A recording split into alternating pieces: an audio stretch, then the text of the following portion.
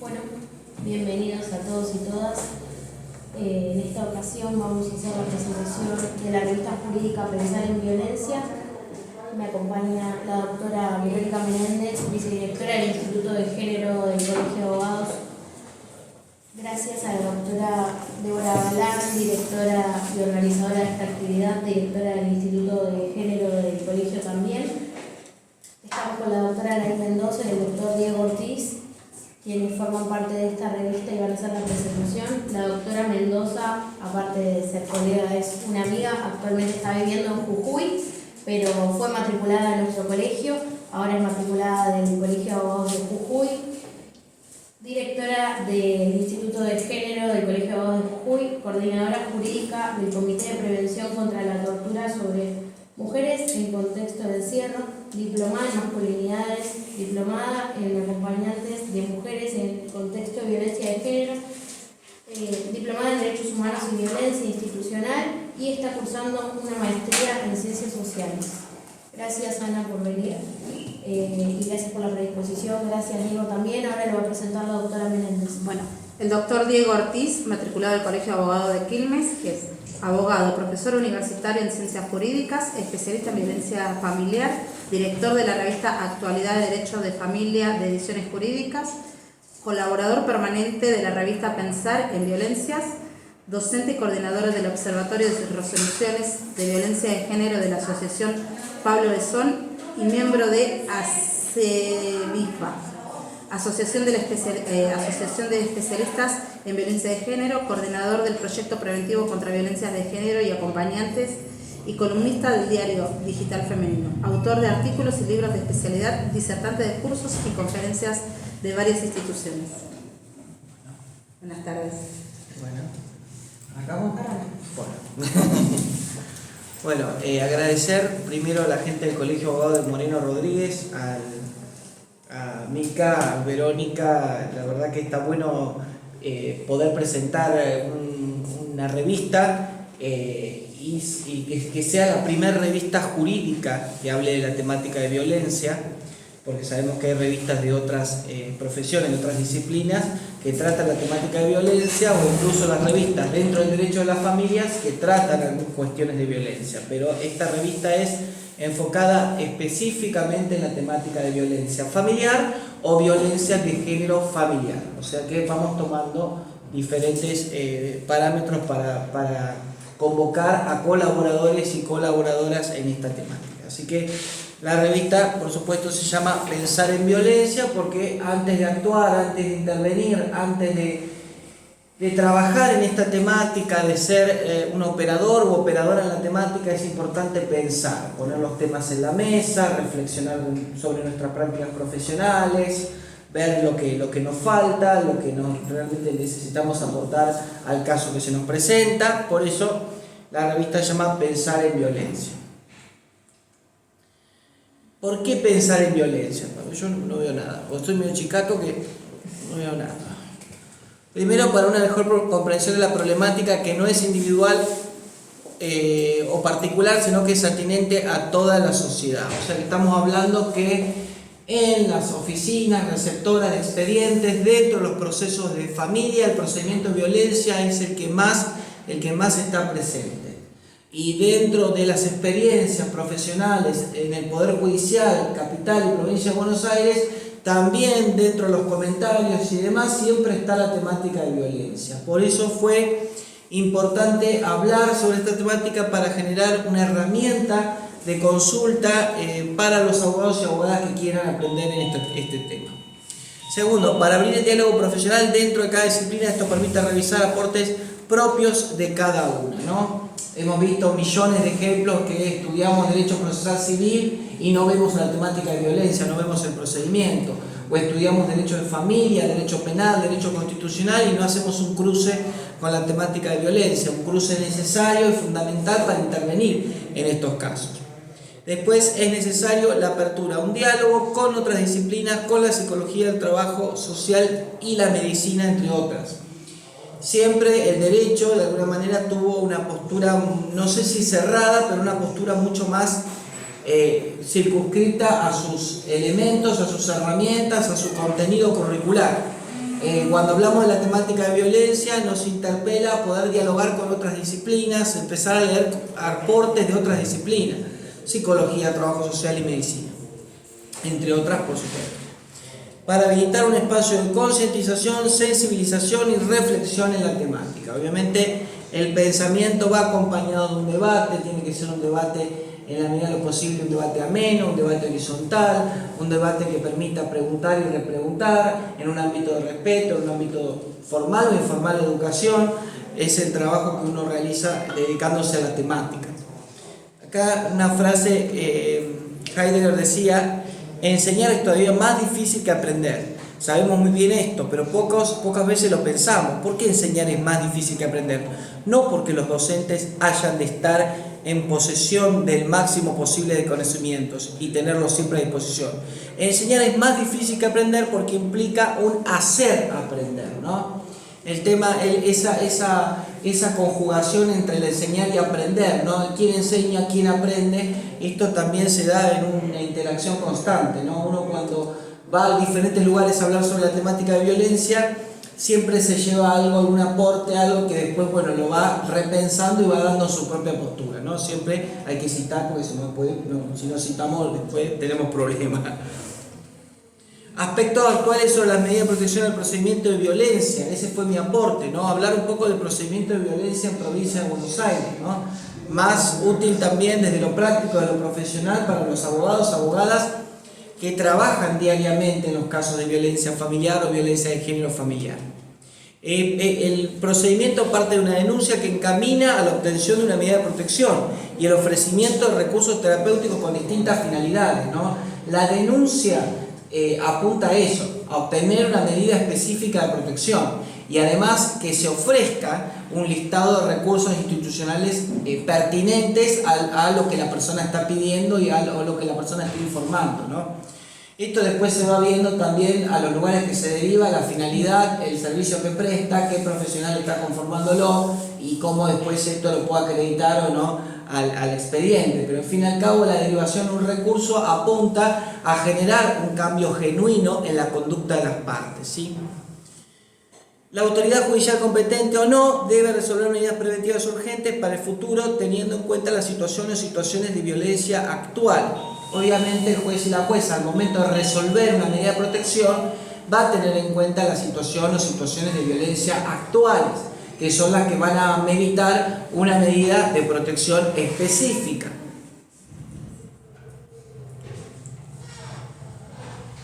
¿Qué pasó con estos aspectos actuales? Buenas. En el procedimiento de violencia y las medidas. Primero, hubo un aumento de interés en la temática entre colegas que desemboca en nuevas prácticas profesionales, la revisión y modificación de criterios del juzgado. Obviamente, cuando yo arranqué en la temática era estudiante y estaba en un estudio jurídico colaborando, porque encima no me pagaba un peso. Pero bueno, colaboraba, ponele, iba, viste, yo, como siempre teníamos un sistema de computadora viejísimo, entonces yo lo que hacía era, en una agenda anotaba todo, viste, anotaba todo lo que... Entonces le pregunto a la abogada en ese momento qué es esa pila de expedientes. Y la abogada me dice, esos son los de violencia familiar, ni los toques, me dice. Yo digo, qué raro, le digo. Y lo que pasa es que me viene en un caso de concurso y quiebra y el clavo me termina dando de violencia familiar. Para no perder al cliente, termino agarrando ese caso. Me llamó mucho la atención porque, bueno, yo digo, bueno, en ese momento que yo estaba más o menos 2005, 2004, hace más de 20 años atrás, estaba de alguna manera pensando por qué ese procedimiento de violencia quedaba anquilosado en un despacho, si era de violencia, y la violencia para mí era importante, siendo un estudiante, joven. Pero bueno, después dice la oferta de cursos de grado y posgrado. Bueno, esto en los últimos años cambió. Ahora cualquier curso que ustedes decían hacer de la temática de derechos de las familias va a tener el contenido de violencia. Antes esto era impensado, era muy difícil acudir a estudios específicos en la temática de violencia. Yo recuerdo que para formarme, antes de hacer el posgrado en violencia, era ir a una charla aislada que lo daba una psicóloga. En ese momento estaba Alicia Uni, que daba ese tipo de charlas. Después lo daba un abogado que trabajaba en tribunales y daba ese tipo de actividades.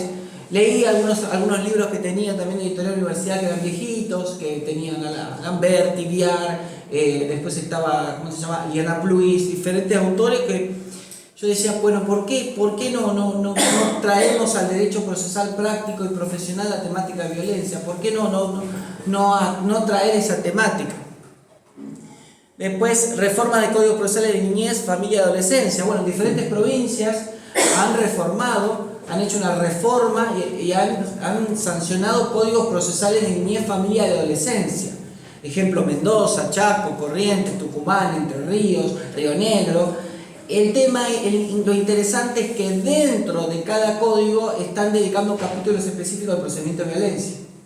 Entonces, ahí está lo interesante, lo jugoso de poder empezar a hacer un análisis de forma, un análisis adjetivo, para analizar esas instituciones del derecho práctico procesal en violencia, cómo lo trata Río Negro, cómo lo trata Entre Ríos, cómo lo trata Chaco, Corrientes y diferentes provincias, creo que 6, 7 provincias tienen sus códigos procesales de niñez y adolescencia, ¿no? Familia y adolescencia.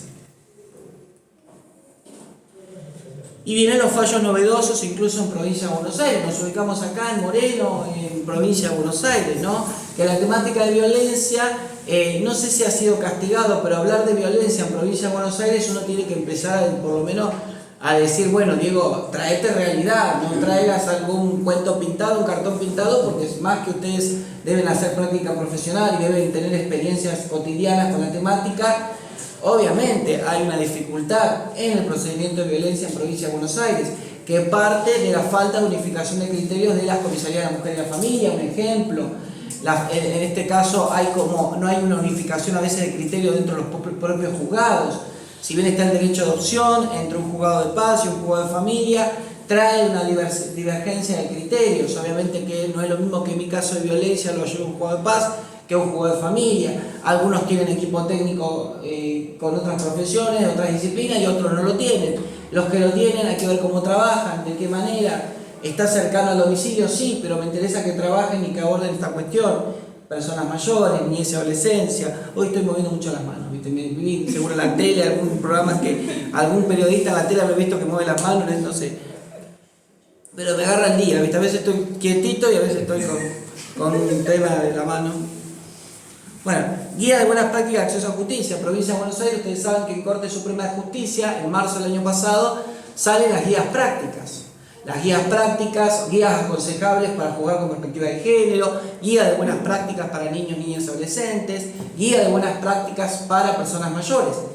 El tema es que estas guías de buenas prácticas, por supuesto, no son vinculantes, no son obligatorias, son optativas y se convierten en una herramienta útil para los servidores del Poder Judicial, como dice la exposición de motivos de la CIEL Regla Brasilia, que nos permite nosotros usar mucho contenido de esa guía práctica. Cuando uno lee una guía práctica se da cuenta de lo específico, ¿no? Lo práctico, lo procesal que hay dentro de esas guías prácticas y empezar a redescubrirlas, ¿sí? Y el tema también, hay un artículo acá hablando un poco de lo práctico, reflexiones sobre cómo volver a Juan, ¿no? Después la colega, la amiga Anaí va a hablar sobre su aporte también con respecto a lo que ha colaborado en la revista, ¿no? El tema también dentro de esos dispositivos, de esos lugares que se derivan a las partes denunciadas, también se plantea, y me parece correcto, Martín Di Fiore es uno de los colegas que impulsa esta idea, de asumir la responsabilidad, ¿no? De haber ejercido una situación de violencia para empezar un cambio, ¿no? Esto hablaba el artículo ese, ¿no? Y otro artículo es la valoración del arresto del contexto para conceder el arresto domiciliario de una mujer en situación de violencia económica. Esto es interesante porque es un fallo penal que comentaba, porque la idea es con estas dos cosas mostrar cómo la temática también se va diversificando, se va haciendo más masiva, con otros estudios, con otras aperturas, ¿no? Fíjense que este fallo que comentaba era una señora que le dan arresto domiciliario porque había quedado los dos hijos al cuidado de una abuela y una tía que vivía muy lejos. El tema es que el progenitor le había hecho 2 o 3 juicios y nunca apareció, nunca puso un mango.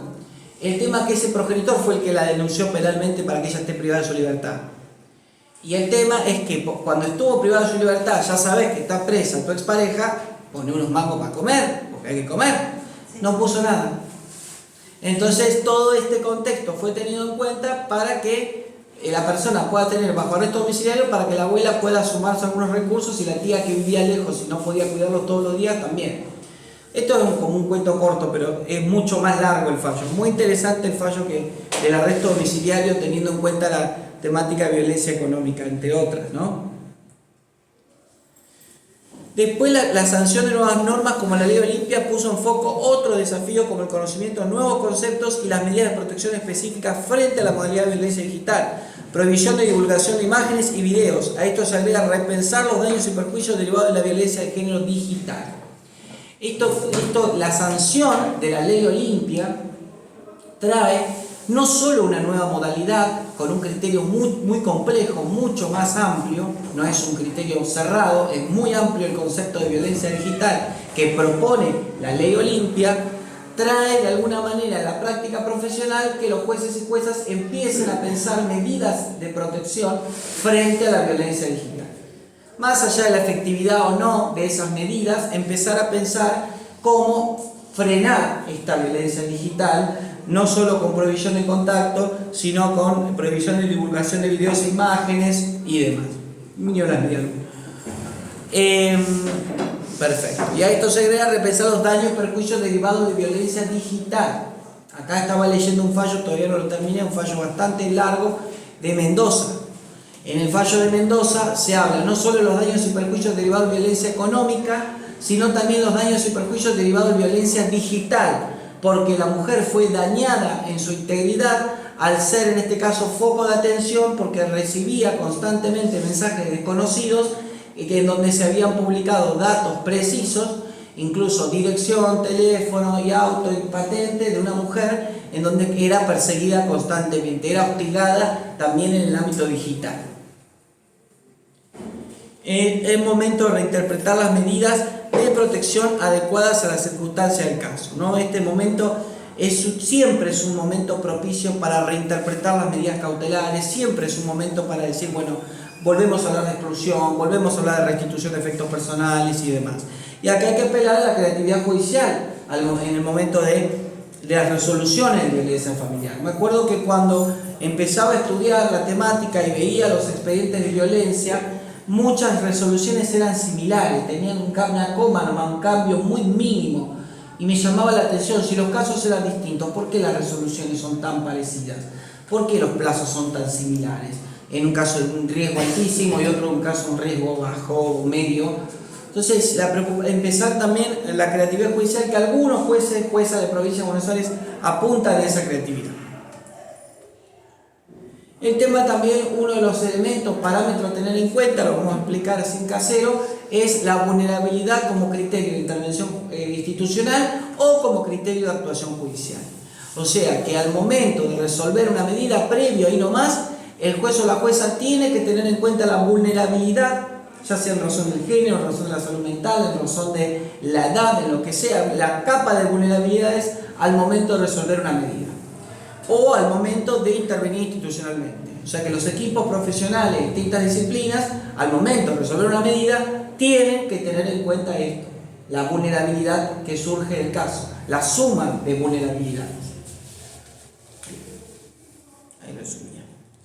Y estas medidas contra el tipo de violencia, no solo contra la violencia económica, sino contra la violencia digital que hablamos, el basamento normativo de empezar a pensar medidas contra los tipos de violencia es el artículo 26, primer párrafo de la ley 26.485, que plantea que el juez o jueza de oficio o petición de parte en cualquier etapa del procedimiento puede resolver medidas conforme los tipos y modalidades de violencia.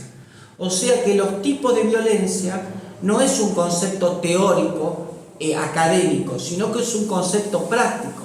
Nosotros somos los encargados, las encargadas de encuadrar las situaciones que se nos presentan en los tipos de violencia, para que el juez o la jueza tome esos tipos de violencia y pueda resolver medidas específicas de protección. ¿sí? Y el artículo 26 da esa pauta, ¿no? Modalidad de violencia digital, tipo de violencia económica, que son también empezar a hablar del tema de medidas frente a la violencia económica. Si es un tipo de violencia, yo puedo tomar una medida frente a la violencia económica. Bueno, ahí di como ejemplos: el menoscabo de recursos en el régimen de comunidad, la destrucción de recursos en el noviazgo, el incumplimiento alimentario, diferentes supuestos de violencia económica en los cuales se pide, se solicita que el juez o jueza resuelva medidas frente a esa violencia económica. Después, el tipo de violencia simbólica. Acá hay una gran dificultad, porque la violencia simbólica no es algo patente, no es algo notorio, surge de la interpretación de los operadores de esa situación como violencia simbólica, ¿sí? Acá hay un ejemplo de medida contra violencia económica en un proceso de alimentos, en la cual el juez o jueza designó un interventor judicial para que recaudara el 50% de los ingresos del consultorio odontológico por deuda alimentaria. Acá hay otro ejemplo de medidas contra violencia económica, en donde no puede de ninguna manera pagarse dividendos ni ningún tipo de retribución a una persona que ha sido deudora alimentaria. Esto salió hace días nomás, para traerle algo nuevo, algo fresco. Y viene también otro tema vinculado a las medidas, el tema de los plazos. Me acuerdo también que cuando uno arranca, los primeros plazos eran 30, 60, 90 días. Estos plazos que eran plazos ciertos determinados. Bueno, ahí vienen las discusiones: ¿por qué 90 días? ¿Por qué 60? ¿Por qué 120? ¿Por qué 180? Después arrancaron, incluso ahora, los plazos ciertos indeterminados. Yo sé que va a suceder, yo sé que se va a dar el plazo, pero no sé en qué momento. Y después la relación de esos plazos con la diligencia del caso, con la gravedad del caso. Hay que empezar a pensar. Si el juez o la jueza resolvió una medida hasta resolución en contraria del propio juez o jueza, da como una pincelada de gravedad. Es un caso grave que amerita que el juez nuevamente lo vuelva a ver para ver cómo están las situaciones, si se sobra el riesgo para levantar la medida o que siga vigente. Como por ejemplo, un plazo hasta nueva resolución judicial parecería ser un caso de cierta entidad que quiere poner lo mismo que dije. Yo no sé para qué lo dije. Otro de los temas, prórrogas fundadas, el tema de las prórrogas, ¿no? Esto también trae mucho debate. Por eso la idea es dejarle a lo último preguntas que quieran hacer o repensar o reflexionar también sobre estos temas. El tema de ¿es necesario que se prorrogue fundar la prórroga en un procedimiento de violencia o no? Automáticamente la jueza resuelve la prórroga sin necesidad que yo pida. Mi opinión es en base a la temática que me dedico. Las prórrogas tienen que ser fundadas, no podemos eternizar las medidas. No puede quedar una medida de protección que es temporal eterna. Porque eternizar una medida, en vez de proteger, genera mucho más desprotección, porque obviamente llega un momento que si la medida es eterna, los recursos institucionales se van a flexibilizar y van a ser muchísimo más laxos que al momento de ajustarlos cuando hay una situación de violencia vigente, imperante, que es necesario que se intervenga inmediatamente. Después es un tema que es fundamental. Perfecto, no, yo lo expliqué, yo no sé. Ahí hay un artículo de Diario Digital Femenino que se llama El dilema temático. ¿Es necesario que la prórroga de las medidas se encuentren fundadas? Es en realidad como una trampa, porque en realidad yo ya tengo la postura de que tienen que ser fundadas. Pero va a venir el abogado y la abogada me va a decir: bueno, digo, pero también me estás haciendo buscar a mí fundamentos para que una persona siga teniendo protección. El tema no es que sea fundada. El tema es cómo interpretamos esos motivos para resolver una medida. El informe de una psicóloga que interviene, una nueva denuncia posterior a la resolución interlocutoria que concedió medidas, una nueva situación de violencia, creo que a los 2 o 3 días de haber resuelto el juez la medida de protección y haberle notificado la prohibición de acercamiento. O sea que el problema no está en el fundamento en sí, en fundamentar. El problema está en cuáles son los fundamentos específicos que vamos a tomar en cuenta para que el juez les dé el cauce procesal suficiente. Y después está el tema de sanciones ante el incumplimiento de medidas, entre la creatividad y la efectividad. Este es otro tema muchas veces tabú, el tema de están las medidas, las tengo encuadradas, las tengo en un folio, bien encarpetadas, pero del momento que incumple una medida, ¿qué hacemos? ¿Cómo hacemos para establecer un mecanismo sancionatorio específico frente al incumplimiento de las medidas? Y es importante asegurar una medida de protección no solo con la mención, provisión de acercamiento, sino que ya también las diligencias efectivas e inmediatas frente al incumplimiento, que muchos fallos traen esto.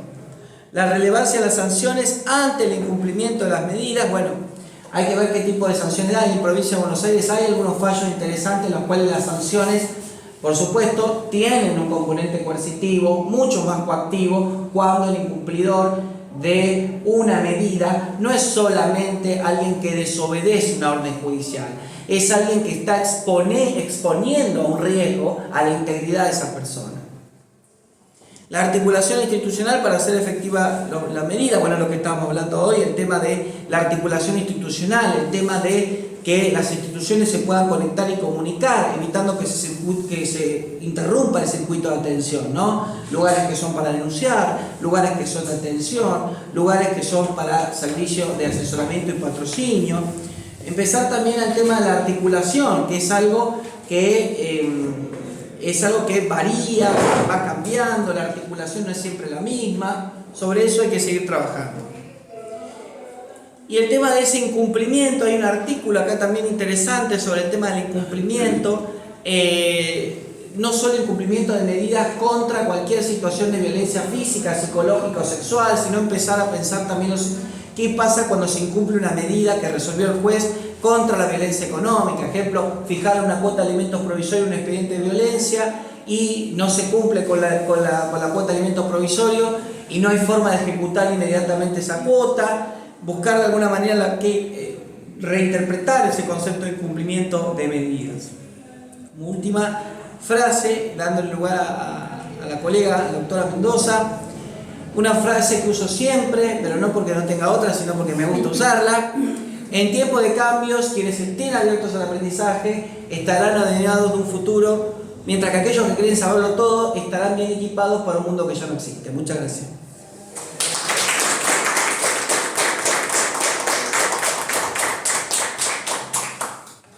Bueno, básicamente mi aporte a la revista tiene que ver con las masculinidades, pero si comenzamos a reflexionar respecto de lo que está exponiendo el doctor, creo que el pensar en violencia a todos nos interpela desde algún lugar, desde algún momento, inclusive cuando viene la víctima a nuestro estudio, cuando conocemos o percibimos una denuncia, hay gente del Poder Judicial de acá de la jurisdicción, cuando leemos los hechos, que también me ha tocado, creo que es un trabajo compartido y creo que es en grupo y es por eso tan necesario las interdisciplinas.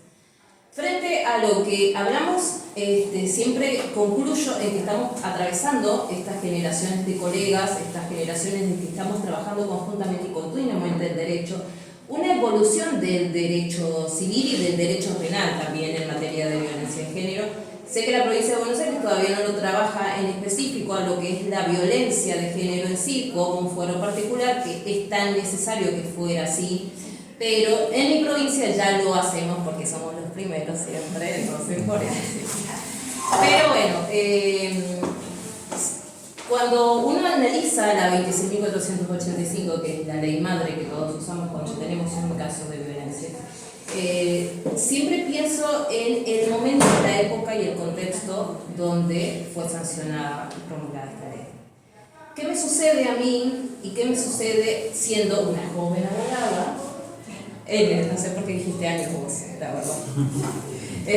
Siendo una joven abogada, es el desafío constante que tenemos porque desde el 94 se nos vendió una constitución ejemplar a nivel latinoamericano, donde nosotros conveníamos todos los convenios que se nos ocurrían, a todos asociamos, nos adaptábamos. El tema es que el desafío fue cómo incorporarlo y cómo interpretarlo y ponerlo en nuestras demandas y después ir a defender con todos esos instrumentos hermosos que nos habían, que heredamos.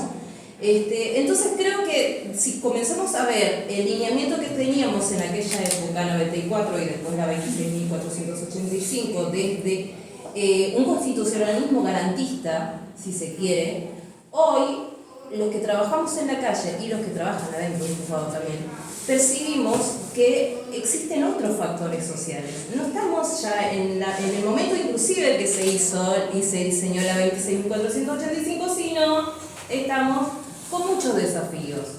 No somos ajenos a lo que sucede. Antes no íbamos a pensar que alguien iba a tomar los juzgados por una medida que no estábamos acorde y suceden esos factores, y en esos factores también nosotros tenemos que pensar. Así como evoluciona el derecho, también los agentes sociales. Yo creo que estamos enfrente de un neoconstitucionalismo donde tenemos que comenzar a trabajar con eso. ¿Por qué? Porque en la violencia de género hacen muchos aportes las organizaciones y los organismos de derechos humanos.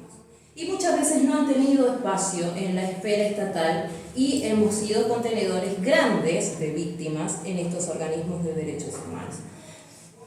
Al margen de que claramente coincido con esta frase, nosotros tenemos que ampliar nuestra mirada como para seguir batallando lo que va a ser el derecho, porque elegimos esta profesión, porque muchos tenemos pasión por este derecho y también pasión al momento de defender a una víctima. Al margen de toda la evolución en la que estamos abriéndonos, inclusive yo celebro que se trate también lo que es violencia económica y lo que vos haces, por alguna razón somos amigos. Y nosotros comenzamos a tener estos pantallazos como la violencia económica, que antes de ser impensado pensar que en una cuota alimentaria íbamos a pensar que había una situación violenta porque había un progenitor que no la aportaba, que no la pagaba. A nosotros era tan violento el hecho de que te libra un oficio y ese oficio tenía que ir al banco, y cuando el banco se le ocurría, recién la víctima iba a poder tener, o no era la víctima únicamente, estoy hablando en contexto de violencia, pero sino una persona que directamente iba y presentaba una demanda de alimentos. Eso también acarrea todo lo que es la violencia institucional, y que hoy lo miremos y lo veamos desde ese lugar. Creo que es algo que tenemos que seguir afianzándonos, pero no es poco. Seguramente el tránsito para poder ejecutarlo, lo hablo porque sé que Provincia de Buenos Aires hoy tiene un cambio muy grande en lo que es el procedimiento de alimentos. Va a ser difícil implementarlo y va a requerir de mucha obra de dedicación y de estudio de parte de ustedes, porque ustedes representan a esa masa que hoy va a llevar una demanda y va a pelear esos alimentos, y que no se convierta en esto de la violencia económica y tratar de erradicarlos ahí. También coincido con el doctor en el hecho de eternalizar los procesos. Inclusive me parece ya un perjuicio jurídico y ya no acompaña la seguridad jurídica, teniendo una persona tan adaptada a un lugar y que no pueda disfrutar de la disponibilidad que tiene con uno como ser humano en deslizarse y en desplegarse, y que estemos ajustados a un proceso que no se termina. Creo que también es violatorio al ejercer el derecho a defensa inicialmente, que es lo que yo voy a hablar, y después el hecho de poder tener esta disponibilidad y esta libertad, ¿no? Creo que si nos comenzamos a ajustar a los derechos jurídicos, así como yo celebro la jurisprudencia que nos está dejando hoy la violencia económica, tanto que se incorpore para cambiar un proceso de alimentos que no es poco, también así lo veo cuando hablamos de las masculinidades. Todos el foco siempre lo hacemos en la mujer víctima de violencia, y que tiene que ser así porque es la víctima. Pero ¿qué pasa con el masculino cuando se presenta el juzgado, se lo notifica y se entiende que hay una medida directamente? Y viendo cómo trabaja la justicia con sus la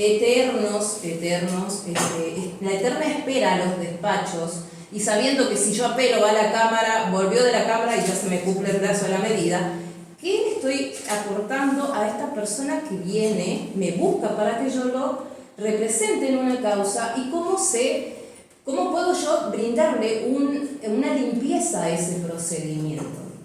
Y es algo que creo que todavía todos nos estamos convenciendo, estamos pensando y lo estamos estudiando, porque en muchas situaciones sucede desde este lugar.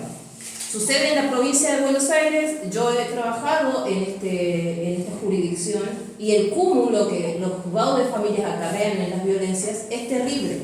Seguramente ustedes han presentado un escrito y se los han despachado después de 5 meses. ¿Qué sucede por el cúmulo que se vive en las violencias? No quiero, por favor, no lo tomen a mal la gente del Poder Judicial. Pero sucede que ahí ya de entrada no le estamos brindando un proceso limpio, ni menos pensar un ejercicio de la defensa a estas personas. Sí libramos una medida, pero cuando tenemos que analizar el caso, no, es un número más, es un expediente más y ya está. ¿Qué pasa con el masculino cuando se quiere defender? La naturaleza, si bien de la medida y de la situación de la protección, es inaudita parte y sabemos que la cuestión probatoria es algo muy divergente dentro del proceso. Ahí comenzamos a agotar los recursos que nosotros tenemos, inclusive para defender a un masculino que ejerció violencia. Y seguramente va a ser mucho más el cúmulo de mujeres que recibamos en nuestros estudios que de varones que recibamos como para poder llevarlos a la defensa en esta causa. ¿Qué pasa en la provincia de Jujuy? Y sobre eso es mi aporte en esta revista que hoy venimos a presentar. No está tan diferente a lo que sucede en los procesos de la provincia de Buenos Aires. Sucede que quizás es mucho más rápido, pero porque no tenemos el cúmulo que ustedes tienen. Ustedes en una población grandísima tienen 3 juzgados que encima no están separados por la temática en específico de violencia de género. En mi provincia tenemos menos habitantes que lo que tiene el partido de Moreno y tenemos juzgados de familia y tenemos juzgados de violencia. Entonces es mucho mejor poder hablarlo y poder llegar a ver cómo podemos pensar en un procedimiento que también sea ajustado a ejercer el derecho a defensa de un masculino que también acompañe en el proceso a la víctima de violencia. Creo que, como dice el doctor, estamos transitando este cambio, estamos viendo qué agentes tenemos en particular. En lo que ustedes van a encontrar en la revista va a ser un relato de que sí, es verdad, si nosotros analizamos el procedimiento de violencia, es muy violatorio para el masculino que la ejerce. ¿Por qué? Porque de pronto se sabe que hay una medida, vamos a intentar apelarla, se cumplió la medida, recién volvió la apelación, y ese es todo lo máximo que podemos hacer en un proceso. Si queremos abrir a prueba, me pasa a mí en mi provincia, no, porque es inaudita parte, no se tiene directamente, si es una falsa denuncia, espere que se cierre el proceso y lo sigue por la vía penal. Son cuestiones así a las que nos enfrentamos cuando nosotros tenemos que ejercer nuestro rol de abogados dentro de un caso de violencia. Si bien yo analicé y fui un poco más profundo el porqué, no tan solo para cambiarlo, sino para que comenzara a darnos herramientas entre nosotros mismos, que nosotros somos los que trabajamos, los que vemos la calle, los que comenzamos a caminar y para ver qué sucede. El contexto de mi provincia es demasiado patriarcal. Entonces, nosotros tenemos otra realidad que quizás no lo tiene la provincia de Buenos Aires al ser una provincia que alberga tanta diversidad Pero un factor que se dispara de el común de ejercer violencia era el alcoholismo. Lo que van a encontrar en la revista son 2 situaciones analizadas, son capacitaciones que se han trabajado en la Municipalidad de San Salvador de Jujuy, que es la capital de la provincia, y también lo que son los barrios, pero grandes, como es un barrio que se llama Alto Comedero, donde funciona también una delegación municipal. Se llevan las capacitaciones de violencia, porque recuerden que la ley Micaela era obligatorio para los funcionarios, pero lo que abrió Jujuy era comenzar a todos los agentes a comenzar a capacitarlos. Todos los trabajadores comenzaron a capacitarlos en materia de violencia. Y comenzaron a dejar de naturalizar los actos violentos las mujeres y hacer denuncias. En un momento teníamos que analizar cuál era el horario que iba a cumplir uno y el otro para que no se crucen. Mi provincia tiene el factor alcoholismo que percibe y hay mucho trabajo respecto de eso en una provincia chica que tiene un gran importante porcentaje de pobreza también y analfabetismo. Entonces se comienza a trabajar ese factor y ese era uno de los disparadores más graves de la violencia, porque el masculino se alcoholizaba y venía y de ahí directamente ejercía los actos de violencia física encima. Tan solo ellos, las víctimas, inicialmente podían identificar la violencia física, todavía no podían identificar la violencia psicológica y demás. Viendo esto, se comenzaron a trabajar en campañas contra el alcoholismo dentro de estos lugares y el Consejo Provincial de la Mujer lo que hizo es comenzar a crear dispositivos que contengan masculinidades. Si hay que sacar el patrón de la violencia de parte del hombre, también el Estado tiene que estar ahí presente. Si nosotros contenemos a la víctima, también tenemos que erradicar esos patrones de violencia dentro de los masculinos. Entonces, se organizó de tal manera que hay un dispositivo disponible a los masculinos que ejercen violencia, y nuestro rol también desde abogado es acompañarlos a esos dispositivos, ver que se cumplan con todas las capacitaciones. Sabemos que las capacitaciones no van a ir de trasfondo si no hay una predisposición y demás, pero creo que comiencen a contenerlos desde otro lugar para erradicar esos patrones de violencia es algo muy óptimo y muy positivo. Desde ese lugar se trabaja hoy en mi provincia con los varones y las masculinidades que ejercen violencia de género, y es básicamente lo que yo cuento en mi artículo en la provincia, cómo poder dando ideas, ir analizando e ir pensando nuevos desafíos como para ir implementándolos e incorporarlos a la provincia. Judicialmente, en el proceso, si no se tiene el aval de que está concurriendo al dispositivo, no se saca la medida y ya se lo comienza de oficio a trabajar como el incumplimiento, que es después la desobediencia. Entonces, es muy fácil hablarlo desde un procedimiento limpio, donde no está conjugado y está dentro de un juzgado de familia, porque te deja mucho espacio más cómodo para explorar y además ejercer la defensa de esa persona de una forma diferente.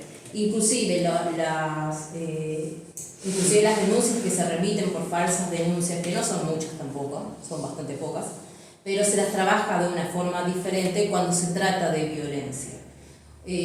A mí lo que me gustó mucho desde lo que es la mirada desde la violencia digital es poder incorporar a este perito informático que va a ser gratuito. Todos los que sabemos y hemos defendido en algún momento a una víctima de violencia digital, que es tan común el escrache hoy en redes sociales, sabemos que no es fácil, y yo siempre hago la misma comparación. Wanda Nara en su momento le subieron un video y ella tenía la plata para bajarlo de una plataforma como la que era YouTube, pero eso no era la realidad de nuestras clientas ni de las personas víctimas de violencia. Hoy la ley Olimpia te la avala y te la da gratuita a esa pericia informática. Entonces creo que es importante la capacitación constante, lo que vamos encontrando dentro de los procedimientos, y si bien es bastante duro, difícil, a veces a los abogados nos toca el rol de docentes para explicarle a un juez lo que está sucediendo. Porque nosotros siempre tenemos en mira y esperamos que el juez entienda lo que nosotros estamos pidiendo, y la realidad es que nosotros todos lo sabemos, es que no nos leen. Entonces, cuando nos desafiamos de esa manera, cuando ponemos la docencia en nuestras demandas, incorporando contenido, ahí sí los obligamos. Yo siempre sé que en Buenos Aires es muy difícil que lleguen los casos de violencia directamente a ustedes, seguramente es por esta conjugación que tienen con la Comisaría de la Mujer y demás. En Jujuy sí, porque no te piden la denuncia, allá se trabaja todavía con exposición judicial, pero las mujeres prefieren ser contenidas directamente con un abogado, entonces sí llegan al estudio. Pero bueno, la inquietud es la misma, el trabajo es el mismo. Para mí, yo creo que es necesario un fuero autónomo que sea apartado de otros fueros, pero básicamente eso es lo que queremos contar. Yo traigo mi aporte de la provincia de Jujuy, donde es un proceso un poquito más limpio, pero no deja de tener estas divergencias que ustedes también tienen acá, porque estamos muy limitados en el proceso y cómo es la actuación y cómo podemos ayudar al varón que ejerce violencia. Así que bueno, si quieren alguna pregunta, quedamos abiertos.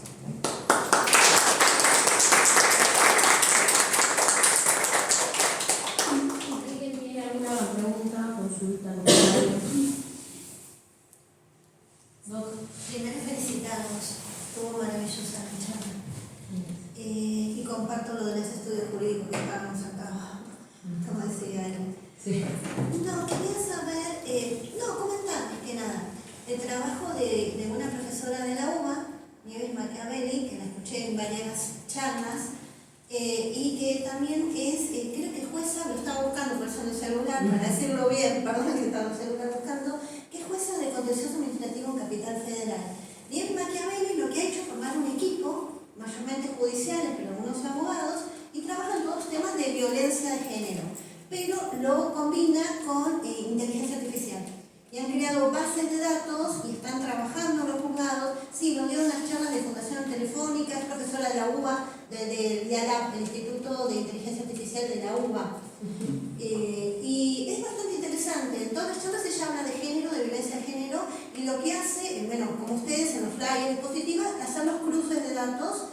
Y sobre todo porque a veces dicen que cuando las personas acuden al juzgado hay demoras en determinados expedientes. Entonces, agilizar con inteligencia artificial y ver dónde están los casos más peligrosos. También habla de violencia digital, de muchos homicidios, femicidios, y detectar cuáles son los casos, ir moviendo quizás más los expedientes, filtrar datos que a su vez tienen sesgos, porque en los datos de inteligencia artificial también hay violencia, porque hay muchos sesgos, digamos, en contra de la mujer. Entonces, analizar todo eso y lo va exponiendo.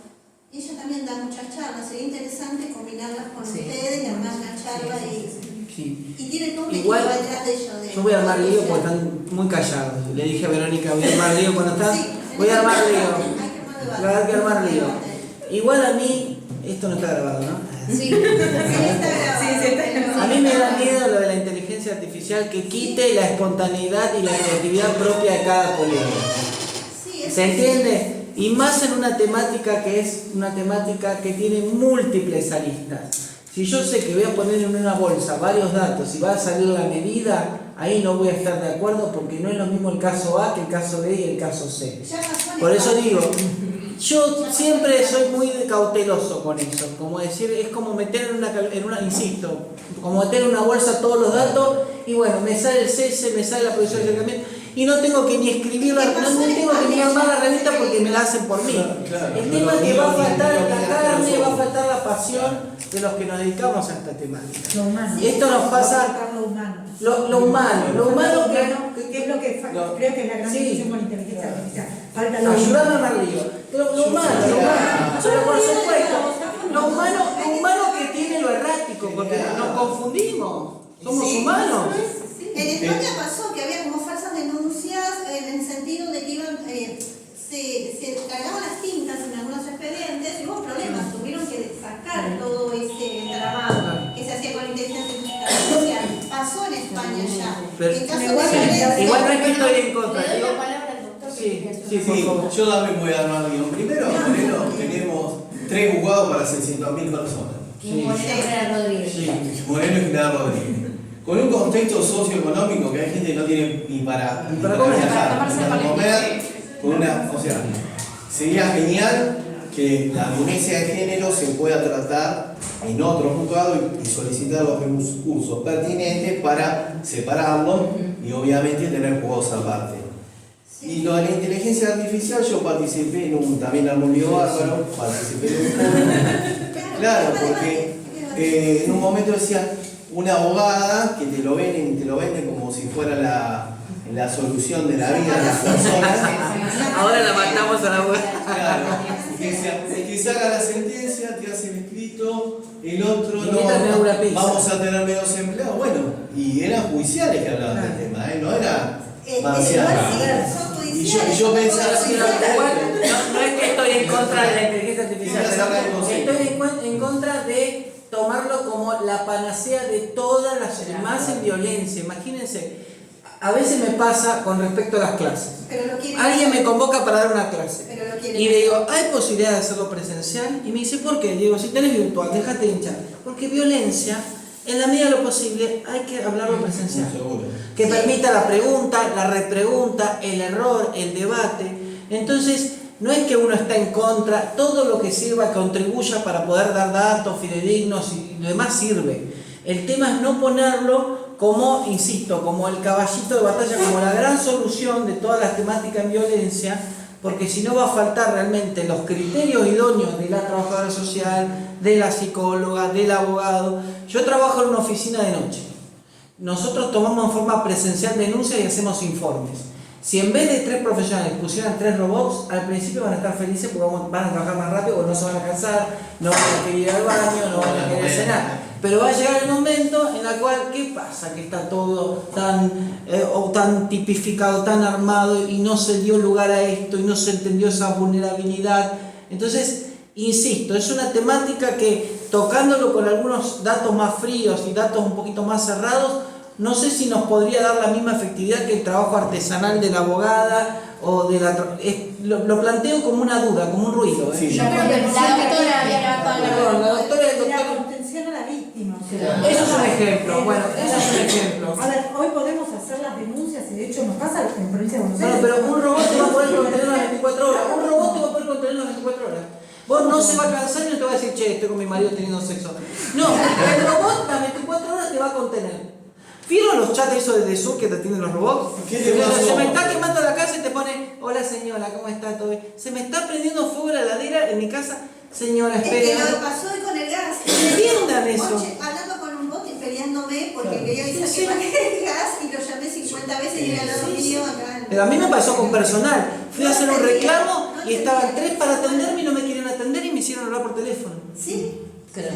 Entonces le digo, mirá, no es más fácil que me atienda alguien. Yo quería dar un Encima ejemplo, hay sesgo, perdón, es ¿no? machista la inteligencia artificial. ¿Ustedes fueron a alguna audiencia virtual que no es lo mismo Tal cual. ver la cara de la Tuve, persona tuve. si está llorando, No es lo si mismo, tiene, es verdad. tiene una discapacidad? ¿Me van a decir que es lo mismo? No. Que en el juzgado te atienden en la... Disculpame. Tienen un botella. Mirá, tengo tal expediente, lo leyeron, le digo, porque mirá, yo esto ya lo pedí. Y el empleado me hace tit, tit, tit, me mira con cara de yo como un boludo ahí, perdón, disculpen. Bueno, y le pregunta a otro que está en la casa que lo está llevando. Entonces se perdió la empatía, la humanidad. Esto tiene que ver con la pandemia, nos veníamos en la virtualidad. Era una gran solución y no es una gran solución porque se perdió lo que es la comunidad. Sí. Entonces nadie habla, en el juzgado ahora tiene menos laburo, pero la verdad, No, tiene menos atención al público, Tiene menos menos atención. trabajo no. no, sí, pero la proximidad, ¿para qué estudio abogacía yo?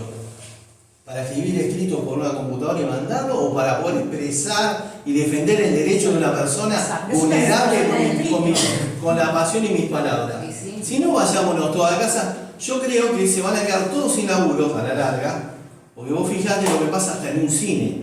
Yo te atiendo una persona.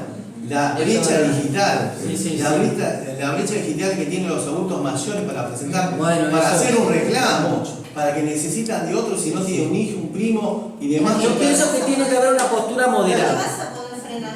No pienso que tiene que haber una postura estrictamente afincada a la tecnología. Para mí tiene que haber una postura también muy intermedia, muy moderada.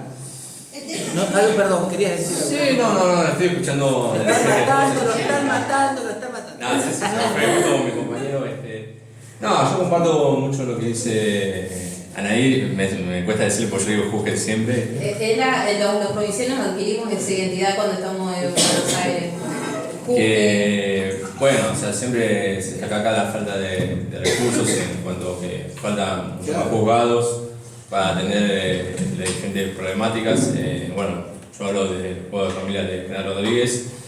Básicamente me pongo a pensar en todos los despachantes que tenemos, la gran mayoría, si bien abordamos diferentes procesos, como sea alimentos, abrigos, determinación de capacidad, tenemos también violencia, y prácticamente es una avalancha de casos y eso hace que también los otros procesos a veces por determinados se demora más. Entonces es como que a veces no damos abasto. Entonces entendemos del otro lado que ya sea la gente, los mismos abogados vengan y ya se presenten el pronto despacho, estén reclamando.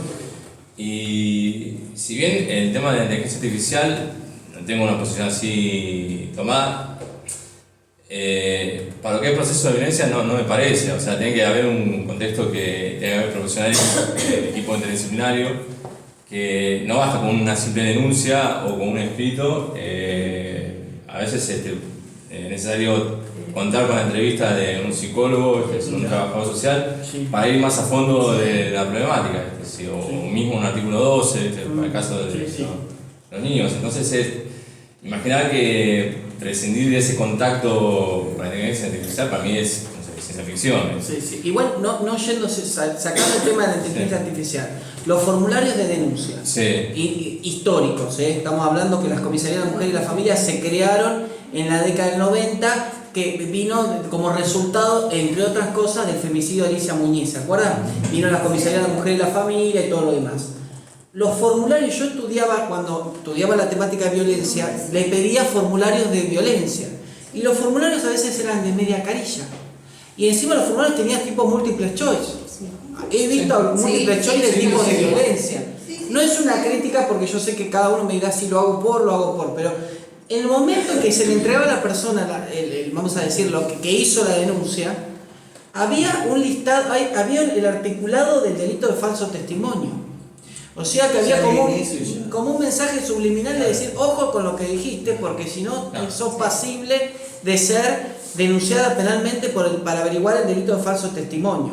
Entonces, insisto también, es una temática en la cual se entrecruza lo artesanal, que no es suficiente, porque ella puede decir, yo lo hago así, no me importa, yo lo hago así, pero en este caso está en riesgo la integridad de personas que atraviesan situaciones de violencia.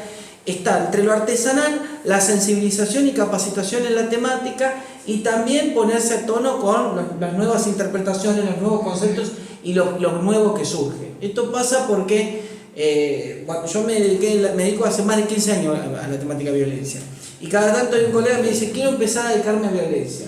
Entonces lo primero que le digo es, sí, le digo, ¿cómo es esa? Vas a terminar pirucho como yo, le digo, no. Le dije, lo primero que le digo al colega es la lectura de las leyes fundamentales. Y me mira como diciendo, ¿qué te pensás, que no sé leer la ley? Te invito a que leas 3 veces la ley en diferentes momentos, elijas un artículo y lo analices y después lo vuelvas a analizar. Pasa con los tipos de violencia, pasa con la legitimación activa, pasa con la figura del acompañante, pasa con el artículo 38 de la 26485 que dice cuáles son las funciones de los que trabajan en la justicia. Y que eso lo pasamos rapidísimo, porque no nos conviene. O sea que, insisto también, eso es lo primero que hay que hacer. Después empezar a emparentarse con los aportes de otras disciplinas. Tanto que los abogados nos cuesta decir, yo no soy trabajador social, no voy a juntarme con una trabajadora social, no voy a juntarme con una psicóloga, no quiero saber nada con los médicos. A mí me pasó estudiante que me llamaban trabajadora social, me llamaban monjita, me llamaban de todo. Me decían, bueno, sos abogada, sos trabajadora social, sos psicóloga, sos... A mí un tío me decía, si querés ayudar a hacer jubilaciones, pero no hagas violencia porque te vas a morir de hambre. Porque ya cualquier cosa que se cortaba la ruta ya me preguntaba a mí porque era el único de la familia que se recibió, ¿viste? Entonces todo lo que pasaba, ¿viste? Pasó un perro, yo digo, ese perro no tiene collar. Cualquier problema era para mí. Entonces cuando le dije, tío, me dedico a la temática de violencia, me dijo, pero eso es de los psicólogos, eso Diego, no te va a dar plata, no te va a dar plata para nada. Y cuando digo, doy clase de violencia, pero ¿quién te va a escuchar? El tío murió, pero bueno. No, a mí también me han dicho, no, haz una diplomatura en violencia, haz una diplomatura en algo que te deje plata, y yo... Claro. Me parece, es verdad, pero me parece fundamental. Y creo que tienen razón. Desde el instituto siempre trabajamos con la perspectiva de género en el ejercicio profesional y con la perspectiva de género como modo de vida, porque la realidad es que es transversal y requiere de una sensibilidad social y una empatía por la que velamos y trabajamos todo el tiempo haciendo actividades.